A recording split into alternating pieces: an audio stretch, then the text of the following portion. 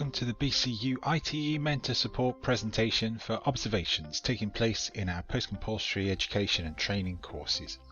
Whether you're an experienced mentor or if this is your first time supporting a trainee teacher, this presentation offers details of the PCET observation process for both BCU and partner delivery teams across the region. As you may already be aware, we operate both full-time and part-time courses, and therefore we've created an observation schedule that suits both iterations. These are aligned to our FES responsive curriculum, and observation responsibilities are distributed across professional development tutors, mentors, peers and the trainees themselves. This image illustrates the full-time schedule. And here is the part-time schedule. In both cases, a total of 8 observations are carried out. In the next few slides, we will explain how these build over the course of our trainees' development and offer more specific details on the paperwork involved within the observation process. Each observation involves a session plan, feedback form and self-evaluation, and at key points in the course these are used by the trainee to complete critical reflections on their progress, followed by a review of targets by their professional development tutor. Regardless of which observation is being carried out, or who might be carrying the observation out itself, the process remains the same throughout. We can focus here on how each individual observation takes place.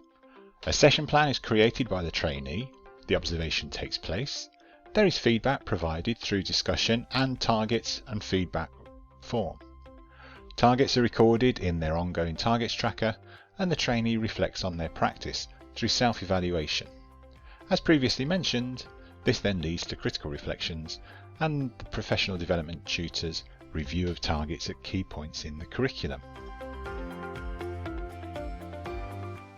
A standalone form is provided for trainees for their formal observe sessions. Likewise, there's a form that's provided for the observer in order to complete their feedback and to set targets. And finally, this is summarised and reflected on by the trainee in their self-evaluation. At this point, let us take a look at the forms in greater detail.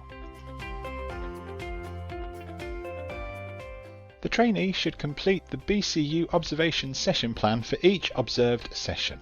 This might be in place of the local session plan or in addition to the plan expected. This should be provided in advance to the mentor or the person observing so that you have time to check the contents and approaches suggested. Guidance on how to fill this form out is provided to the trainees.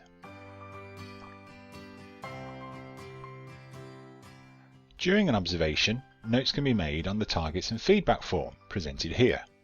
Following the observation, and in the first instance this would be carried out by the professional development tutor, as it offers opportunity for the mentor to join in the professional discussion without the expectation of completing the form, but it still offers contribution to the feedback process. This acts as another form of training for the mentor in completing our paperwork, offering a guide to follow in future observations. You can refer back to the relevant observation schedule to identify when you should be carrying these out. Remember, whether it's full-time or part-time, you're expected to carry out at least 3 of the observations of practice for your trainee. The feedback form allows you to direct discussion towards strengths and areas for development. This would encompass an open discussion around both the session and the further development of the trainee teacher. We believe this offers a greater opportunity for the trainee to recognise their strengths and focus on development areas for future practice. The observation is not graded, but should focus on the trainee and how they are approaching their key targets for improvement. These should be recorded by the trainee in their ongoing target tracker within their own PDP. Your feedback will also be used to complete their post-session self-evaluation form. Again, this is found in their PDP and will be reviewed by their professional development tutor. We ask you to identify their development and targets across our 4 key sections of subject knowledge and pedagogical development, planning for learning and assessment, classroom and learner engagement, and professional development. There is also space for you to add general comments or a stream of consciousness if this is how you prefer to present your feedback. Further guidance is offered through the section summary document and our formative descriptors, and targets should be focused on their general teaching ability and requirements of the subject area itself. Further guidance on how to fill this form out is also provided to all observers. Following each observation, trainees should consider and reflect on the impact of the session they have just delivered.